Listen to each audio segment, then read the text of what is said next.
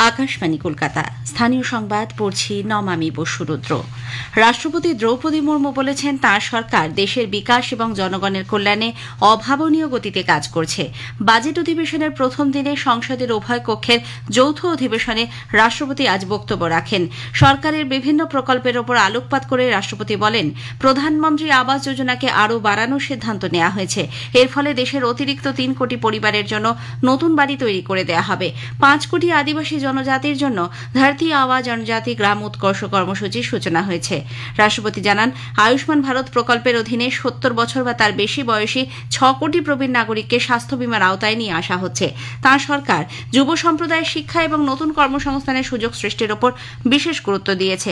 দেশের 500টি শীর্ষস্থানীয় কোম্পানিতে 1 কোটি তরুণ তরুণীকে ইন্টার্নশিপের সুযোগ করে দেওয়া হবে। জাতীয় শিক্ষানীতির আওতায় আধুনিক শিক্ষা ব্যবস্থাও পৌঁছে দেওয়া হচ্ছে। মহিলাদের নেতৃত্বে বিকাশের লক্ষ্যে সরকার নিরন্তর কাজ চালিয়ে যাচ্ছে বলে রাষ্ট্রপতি উল্লেখ করেন। তাঁর সরকারের 1 দশকের যাত্রাপথে বিকশিত ভারত গঠনের ধারণা আরও উজ্জীবিত হয়েছে বলে শ্রীমতী মুর্মু আজ उल्लेख করেছেন।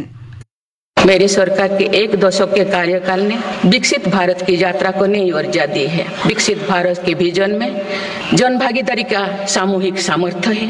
देश की आर्थिक उन्नति का रोड मैप है। डिजिटल क्रांति के रूप में टेक्नोलॉजी की ताकत है और आधुनिक इंफ्रास्ट्रक्चर आधार भी है। 2047 সালের মধ্যে বিকশিত ভারত গঠনের লক্ষ্যে এবারের বাজেট নতুন আত্মবিশ্বাস এবং শক্তি যোগাবে বলে প্রধানমন্ত্রী নরেন্দ্র মোদী প্রত্যয় ব্যক্ত করেছেন। রাষ্ট্রপতির অভিভাষণের আগে সংসদে প্রবেশের সময় সংবাদ মাধ্যমের সামনে প্রধানমন্ত্রী দেবী মহালক্ষ্মীর বন্দনা করে বলেন, এবারের বাজেট দরিদ্র ও মধ্যবিত্তের শ্রেণীর আশা পূরণ করবে।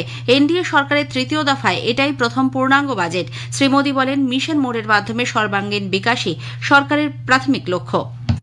तीसरे टर्म में हम मिशन मोड में देश को सर्वांगीण विकास की दिशा में, चाहे वो भौगोलिक रूप से हो, सामाजिक रूप से हो या आर्थिक भिन्न भिन्न स्तर के संदर्भ में हो, हम सर्वांगीण विकास के संकल्प को लेकर के मिशन मोड में आगे बढ़ते जा रहे हैं। इनोवेशन, इंक्लूजन और इन्वेस्टमेंट ये लगातार हमारे आर्थिक गतिविधि के रोड मैप का आधार रहा है। উল্লেখ্য, সংসদে রাষ্ট্রপতির অভিভাষণের পরেই অর্থমন্ত্রী নির্মলা সীতারামন সংসদের 2 কক্ষে পেশ করেন অর্থনৈতিক সমীক্ষা। এরপরেই লোকসভা এবং রাজ্যসভার অধিবেশন দিনের মতো মুলতবি হয়ে যায়। আকাশবাণীর সংবাদদাতা জানাচ্ছেন, এই অর্থনৈতিক সমীক্ষা হল দেশের বর্তমান আর্থিক পরিস্থিতি এবং ভবিষ্যতের রূপরেখা সংক্রান্ত একটি সর্বাত্মক পর্যালোচনা। এদিকে অর্থমন্ত্রী নির্মলা সীতারামন আগামীকাল 1 ফেব্রুয়ারি সংসদে 2025-26 আর্থিক বছরের বাজেট পেশ করবেন। সোমবার সংসদের যৌথ সভায় রাষ্ট্রপতির অভিভাষণের ওপর ধন্যবাদ সূচক প্রস্তাব নিয়ে আলোচনার পরই শুরু হবে বাজেটের ওপর আলোচনা। প্রথম পর্ব 13 ফেব্রুয়ারি পর্যন্ত এই আলোচনা চলবে।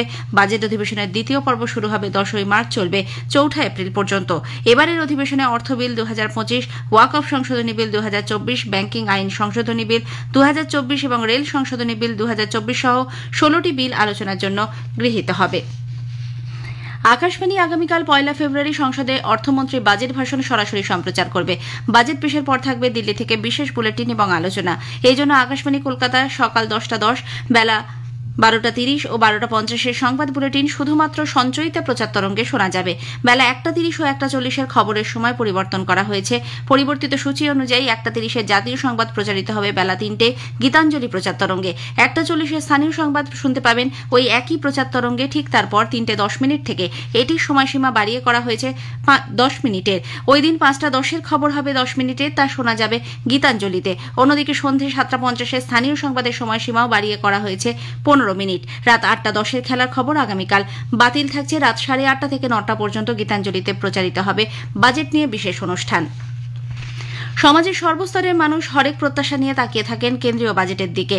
চাকুরিজীবীরা চান আয়কর ছাড়, ব্যবসায়ীরা প্রত্যাশা করেন কর ও শুল্ক ছাড় সহ নানা সুযোগ সুবিধা, গৃহবধূরা নিত্য প্রয়োজনীয় পণ্য সামগ্রীর মূল্য হ্রাসের আশা করেন।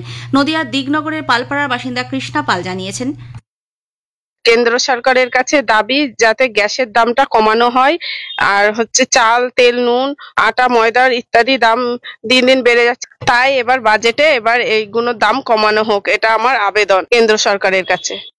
উত্তরপ্রদেশের প্রয়াগরাজের মহাকুম্ভে পদপিষ্ট হয়ে ঘটনা এ রাজ্য থেকে এখনো পর্যন্ত 3 জনের মৃত্যুর খবর পাওয়া গেছে। রাজ্যে আরও কয়েকজন কুম্ভমেলায় পুণ্যস্নানে গিয়ে নিখোঁজ বলে জানা যাচ্ছে। এদিকে প্রয়াগরাজের মহাকুম্ভে পদপিষ্ট হয়ে মৃতদের দেহের ময়না তদন্ত না করে বা যথাযথ ডেথ সার্টিফিকেট না দিয়ে পরিজনদের হাতে দেহ তুলে দেওয়া হচ্ছে বলে অভিযোগ ওঠায় রাজ্য সরকার উদ্বিগ্ন। এমতাবস্থায় মুখ্যমন্ত্রী মমতা ব্যানার্জির নির্দেশে রাজ্যের মুখ্য সচিব মনোজ পান্ত বিষয়টি নিয়ে উত্তরপ্রদেশ সরকারের সঙ্গে কথা বলেছেন।